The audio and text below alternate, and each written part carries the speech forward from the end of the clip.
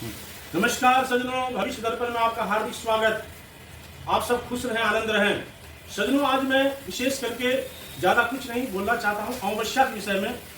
और कुछ अमावस्या बहुत विशेष हो जाता है, खास करके भाद्रपद महीना की अमावस्या, महालया की अमावस्या, चैत्र महीना की अमावस्या, ये सब जो अमावस्या है अपने आप में अलग महत्व रखता है।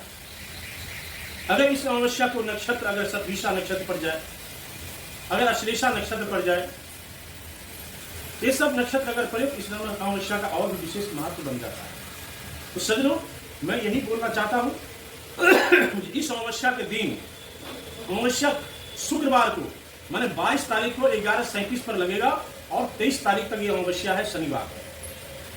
तो कुश उत्पत्ति, कुश जो होता है, कुश एक प्रकार का घास है जो हम लोग पूजा पाठ में, अंगूठी वगैरह में या पितृकर्म में, ऐसा काम में, योजना में लेते हैं, प्रयोग में लेते हैं।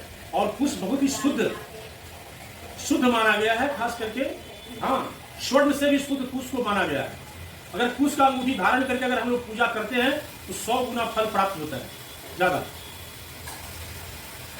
तो सज्जनों, ये कुश तो साधारण एक तो बगीचा का घास है, घास की तरह है देखने में, कपास है ये। लेकिन नहीं सज्जनों, जब हम कुशोपति अमावस्या को, जब इसको हम सुबह में ब्रह्म मुहूर्त में अगर इसको हम उठाते हैं जमीन से और इसका विधिवत पूजन करते हैं, इस कुश का प्रभाव अपने आप में बढ़ जाता है। और इस कुश के माध्यम से जो हम अनुष्ठान करते हैं, पूजा करते हैं, ये अनुष्ठान 100% सफल होता है।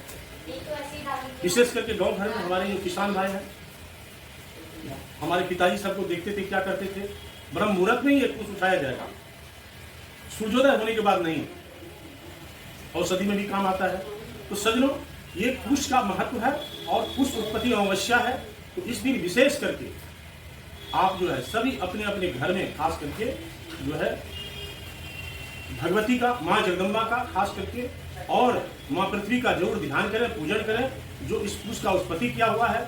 और अगर कुश कहीं मिले, अगर कुश कहीं भी मिले, अगर आपके घर के इर्द गिर्द हो, उसको जरूर अपने भूमि से उठाएं और अपने पूजा स्थल में रखें। इससे घर आपका तृप्त हो जाएगा, घर का निगेटिव एनर्जी जो है ये दूर होगा। अगर घर का कोई भी वास्तु खराब होगा, अगर वो कुश आपके घर में है तो दूषित से दूषित चीज आपके घर से निकल जाएगा, सिर्फ कुश रखने के माध्यम से।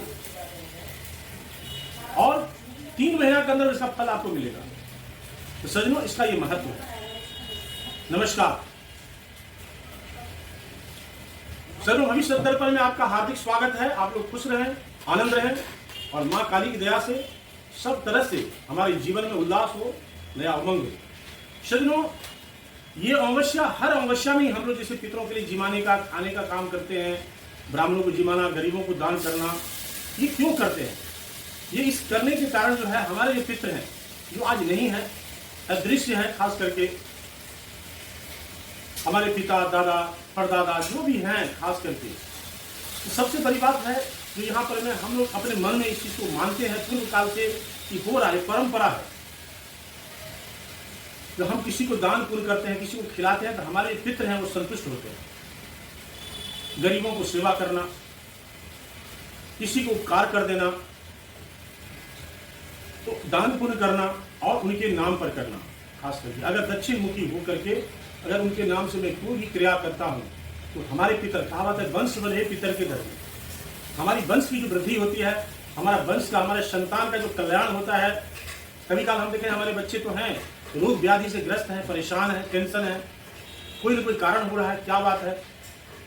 आप अगर अमावस्या तिथि को पितरों के नाम से कोई अच्छा काम करें, दान पुण्य करें, कुछ भी जो भी संभव हो, और पितृदेव से ध्यान करेंगे, इस प्रकार हमारे संतान पुत्र हो या पुत्री हो, उनका सुरक्षा करें, तो आपका हर तरह से कल्याण होगा, संतान का भी कल्याण होगा।